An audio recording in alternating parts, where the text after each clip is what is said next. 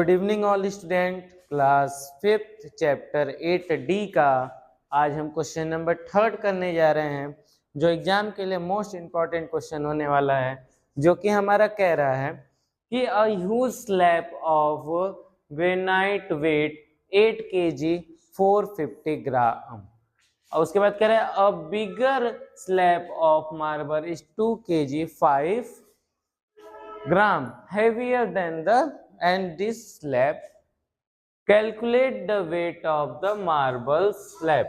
कह रहा है स्लैब मतलब होता है सिल्ली, ठीक है। जैसे बर्फ की सिल्ली होती है वैसी मार्बल की सिल्लियां होती हैं, बड़े बड़े पत्थर होते हैं। तो कह रहा है ग्रेनाइट का जो बड़ा सा पत्थर है उसका वजन दिया गया है हमारे पास, a huge slab of granite weight 8 kg 450 ग्राम। तो जो ग्रेनाइट का जो पत्थर आता है उसका वेट दिया गया है 8 किलो 450 ग्राम। कह रहे हैं a bigger slab of marble, उसी के जैसा एक मार्बल का पत्थर है, स्लैब है, जो क्या है 2 kg 5 kg gram 2 kg 5 gram heavier than this slab. वो ग्रेनाइट के वजन से भारी है। ग्रेनाइट का वजन कितना है? 8450 ग्राम है। और जो मार्बल का स्लैब है वो उससे 2 किलो और 505 ग्राम अधिक है। तो कह रहे हैं मार्बल का वेट कितना होगा, तो जिसका वेट दिया पहले उसको लिखते हैं। लिखेंगे weight of granite slab granite slab का वेट कितना दिया हुआ है, तो हम कहेंगे ग्रेनाइट स्लैब का वेट दिया गया है 8 kg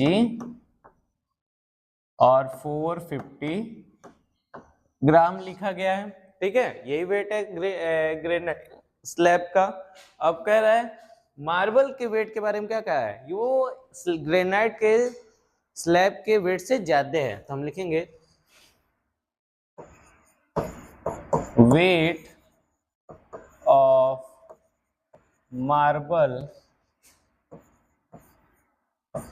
स्लैब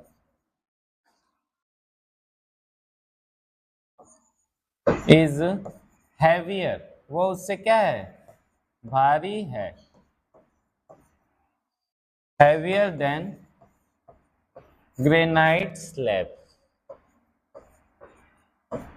ग्रेनाइट स्लैब कह रहा है वेट ऑफ मार्बल स्लैब, जो मार्बल का स्लैब का वजन है, इज हैवियर, वो भारी है, देन ग्रेनाइट स्लैब के, ग्रेनाइट स्लैब के भारी है। सो जो वेट होगा, weight of marble slab is, marble slab का वेट निकालने के लिए क्या करेंगे, 8 किलो पहले से उसमें 2 किलो बढ़ा दीजिए। तो यहाँ लिखेंगे केजी, यहाँ लिखेंगे ग्राम, केजी और ग्राम, और दोनों का क्या करेंगे, प्लस करेंगे, क्योंकि उससे क्या है, वो भारी है।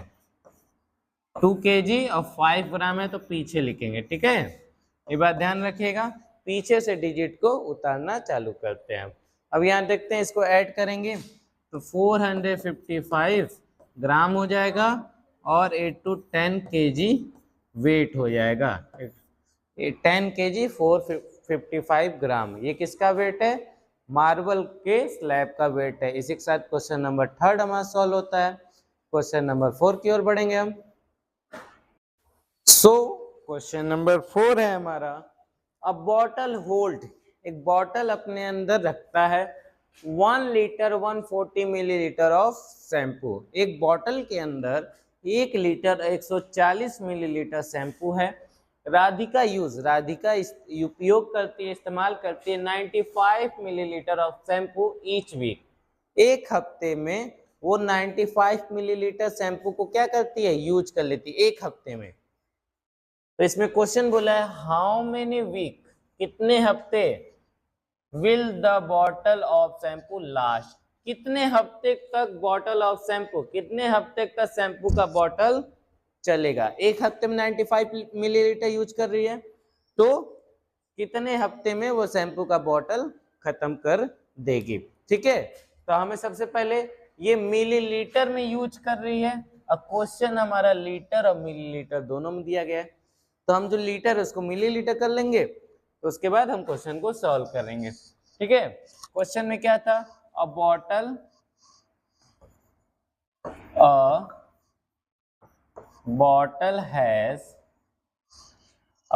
has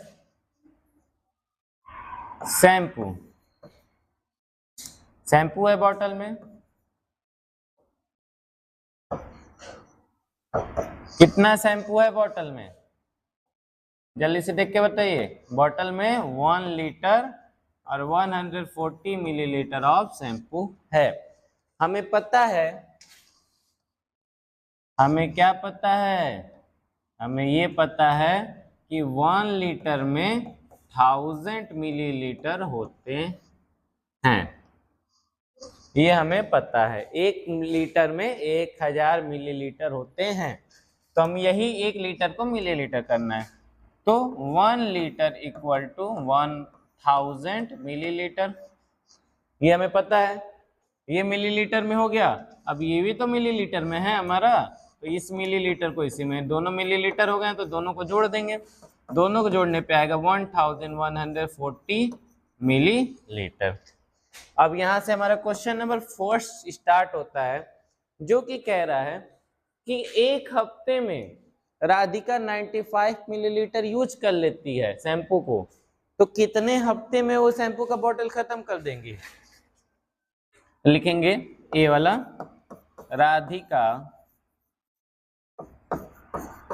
Radhika use shampoo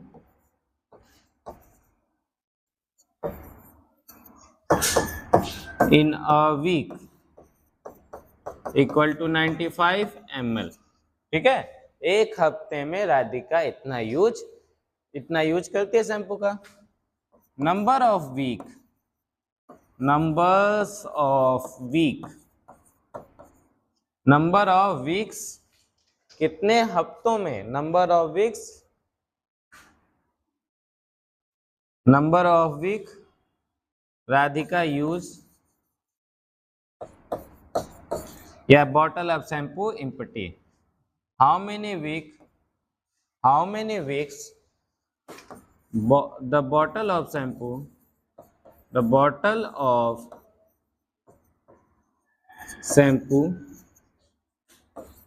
are empty, कितने हफ्तों में शैम्पू, बॉटल में जो शैम्पू है वो खत्म हो जाएगा।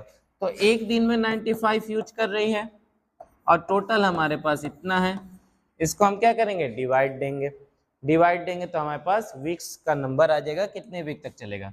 सबसे पहले 1 टाइम भेजते हैं, माइनस करेंगे, 14 में से 5 गया 9, 10 में से 9 गया 1, यहाँ 0 है, नोट हो जाएगा। 95 टू जा क्या होता है, 95 टू जा 190 होता है, आंसर क्या आ जाएगा हमारा, आंसर आ जाएगा 12 वीक्स। ठीक है, ये हमारा ए वाले का आंसर होता है। ऐसे बी वाले की ओर हम बढ़ेंगे। सो बी वाला है हमारा, if C accidentally slips 475 millilitre of shampoo, कह रहा है गलती से उससे शैम्पू की बोतल गिर गई और उसमें से 475 मिलीलीटर शैम्पू क्या हो गया, गिर गया, बह गया। How long will it the bottle last, कह रहा है अब कितने हफ्ते तक बॉटल चलेगा या कितना बॉटल में शैम्पू बचा। इसके पहले वाला जो क्वेश्चन हमने किया उसमें 1140 मिलीलीटर शैम्पू था बॉटल में, ठीक, और वो कितने हफ्ते तक चला था, 12 हफ्तों तक चला था। अब बॉटल में से इतना शैम्पू गिर जा रहा है तो पूछ रहा है कितने दिन चलेगा। तो लिखा है, लिखेंगे she accidentally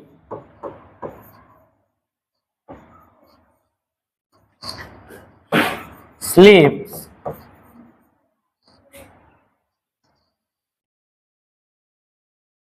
475 milliliter of shampoo इतना शैम्पू गिरा दी, टोटल उसके पास मिलीलीटर में कितना था 1140 मिलीलीटर था, उसमें से 475 मिलीलीटर गिरा दी, उसके पास क्या बचा 10 में से 5 गया 5। यहाँ पे हम साइड में आप लोग के लिए माइनस कर देते हैं ताकि आप लोग को समझने में आसानी हो। 10 में से 5 गया 5, 10 में से 5 जाएगा तो क्या बचेगा 5, कैरी दिया ना, यहाँ पे हो गया 13, 13 में से 7 गया तो बचेगा 6, यहाँ बचा 10, 10 में से 4 गया 6, उसके पास क्या बचा 665 मिलीलीटर शैम्पू बचा। ये उसके पास अभी क्या है लेफ्ट है, अभी बचा हुआ है उसके पास। अब कर रहा है ये कितने हफ्ते तक चलेगा, अब डिवाइड करते हैं, ठीक है। numbers of weeks,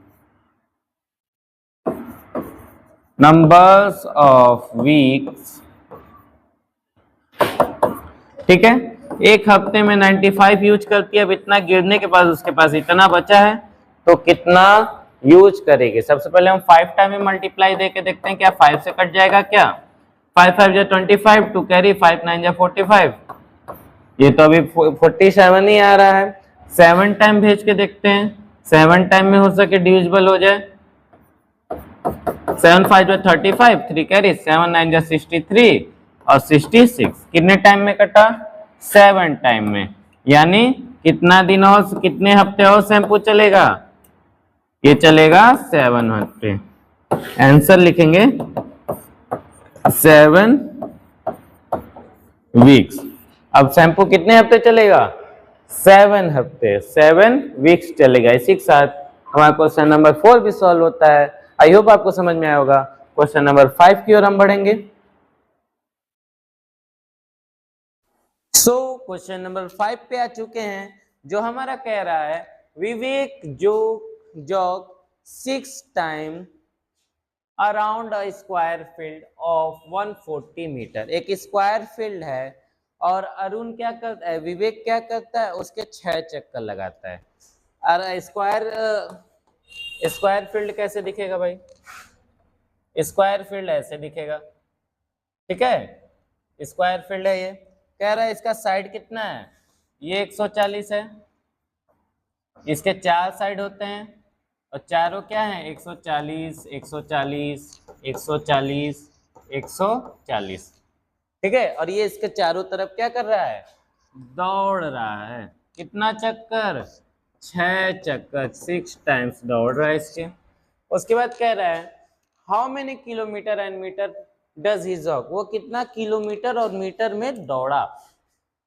he had plan to jog 4.5 kilometre, उसने सोचा था, वो तय करके आया था कि 4.5 किलोमीटर दौड़ेगा। How much he metre is still left to jog, वो उससे 4.5 मीटर सोच के आया था, किलोमीटर सोच के आया था, लेकिन वो उससे कितना कम दौड़ा। तो हम लिखेंगे side of a square field, side of a square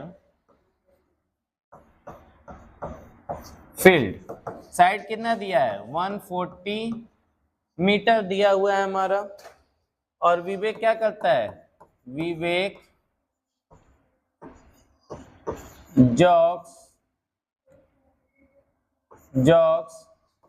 6 times around square field, ठीक है। अब सबसे पहले स्क्वायर फील्ड में 4 साइड होते हैं, तो एक 140 का है तो 4 का निकालने के लिए हम क्या करेंगे, मल्टीप्लाई कर देंगे ना।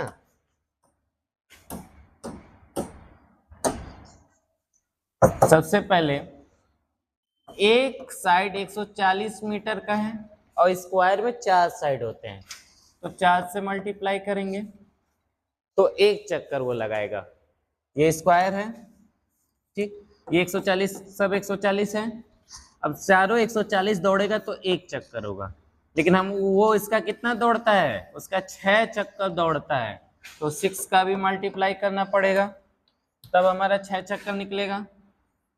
ठीक है, अब सबका मल्टीप्लाई करते हैं हम, तो 14 सिक्स होता है 84। 14 सिक्स 84, जीरो लगा दिए। अब इसका 4 में मल्टीप्लाई करना है। 4 में मल्टीप्लाई करेंगे तो क्या होगा, 4 जीरो जा जीरो, 4 जा 16, 4 9 जा 20, 4 8 जा कितना होता है 34, 36, इतना मीटर हुआ। ठीक है, 4 जीरो जा जीरो, 4 चौको 16, 81, 8 चौको 32, 32 1 33, सॉरी 33 होगा यहाँ पे। इतना मीटर वो दौड़ा, लेकिन क्वेश्चन में क्या बोला है, how many kilometre and metre, बस मीटर नहीं बोला है, कह रहा है किलोमीटर में भी बताइए। तो हमें पता है कि 1 मीटर में 1/1000 यानी 1/1000 किलोमीटर होते हैं। एक मीटर में कितना होता है 1/1000 किलोमीटर। ठीक है, तो हमारे पास 360 मीटर है। इसको किलोमीटर में करने के लिए हम इसमें क्या करेंगे, 1000 से डिवाइड देंगे। 1000 से डिवाइड देने पे 3 डिजिट जीरो है तो 3 डिजिट छोड़ के हम पॉइंट लगा देंगे। फिर नीचे 3 जीरो है ना, तो ऊपर से 3 डिजिट छोड़ के पॉइंट लगा दीजिए। ठीक है, इसमें हम कह सकते हैं कि ये किलोमीटर है और ये हमारा मीटर है। आप इसको पॉइंट में भी लिख सकते हैं, पॉइंट में लिखेंगे तो क्या होगा, ये हो जाएगा।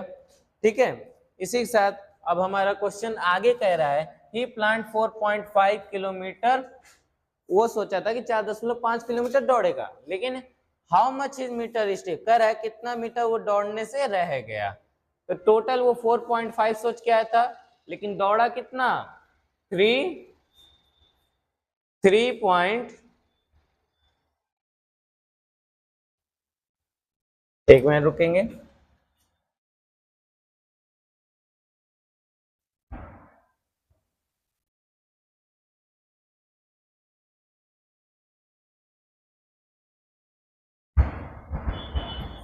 इतना वो सोच के आया था, लेकिन वो दौड़ा कितना 4, इतना ही दौड़ा। तो हम लिखेंगे मीटर्स इज स्टिल